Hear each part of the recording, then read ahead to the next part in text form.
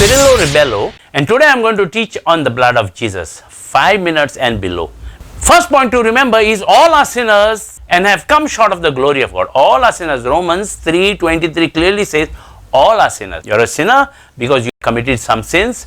Your parents' sins are also come to you. Your generation sins are also come to you. You are not only a sinner because you committed sin. You are a sinner because your parents and generation sins also are come to you. Point number 2 you have to know clearly is that Romans 6:23 says that sin has a punishment. There is a punishment and you cannot escape it. But you say, okay, I take the punishment of my sins. Why should I take the punishment of my parents and generation sins? Because sin travels through blood. Leviticus 17:11 says, the life of a person is in the blood. Where is the real you? Where is your soul? Your soul is in your blood. So when your parents give birth to you, their blood is flowing through your veins. That means their punishment is come to you through the blood. Your parents' generation's punishment is come to you from generation to generation through their blood. The life of a person is in the blood. You are in your blood. That's why the punishment is come to you. And where are you situated in your body?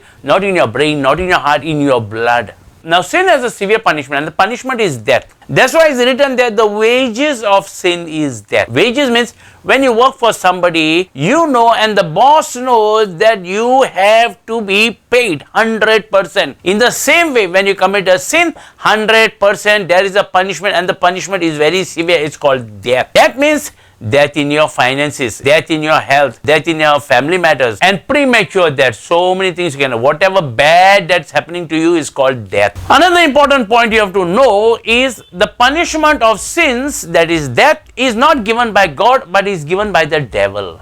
God has set the law, but the punishment is given by the devil. Hebrews 2:14 says the devil has the power of death.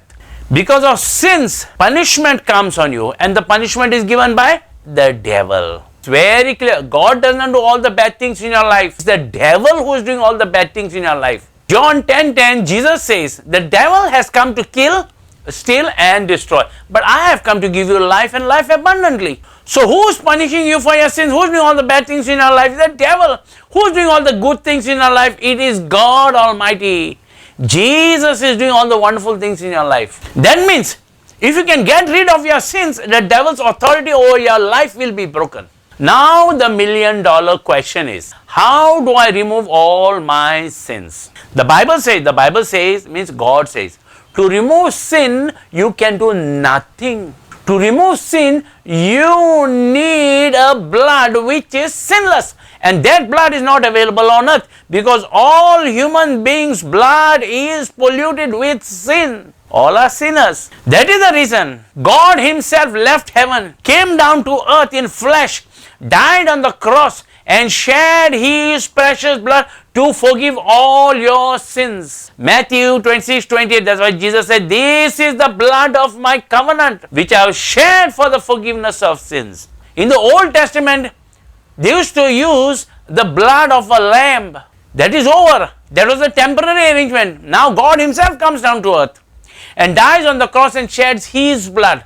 That's why Jesus said, I am the Lamb now of the world who taketh away your sins. Only the blood of Jesus washes away your sins. Only the blood of Jesus purifies you as if you never commit a sin. That's the Old Testament, they used to say you are a sinner but forgiven. In the New Testament, by the blood of Jesus, they do not say you are a sinner and forgiven. They say you are justified.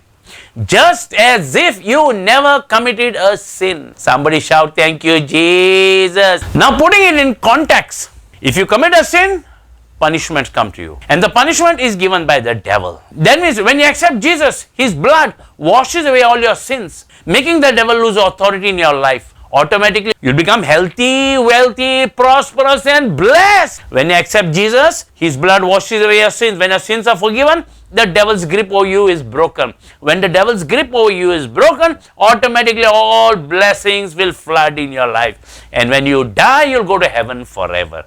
Somebody shout, thank you, Jesus. Thank you. And this is the end of my episode.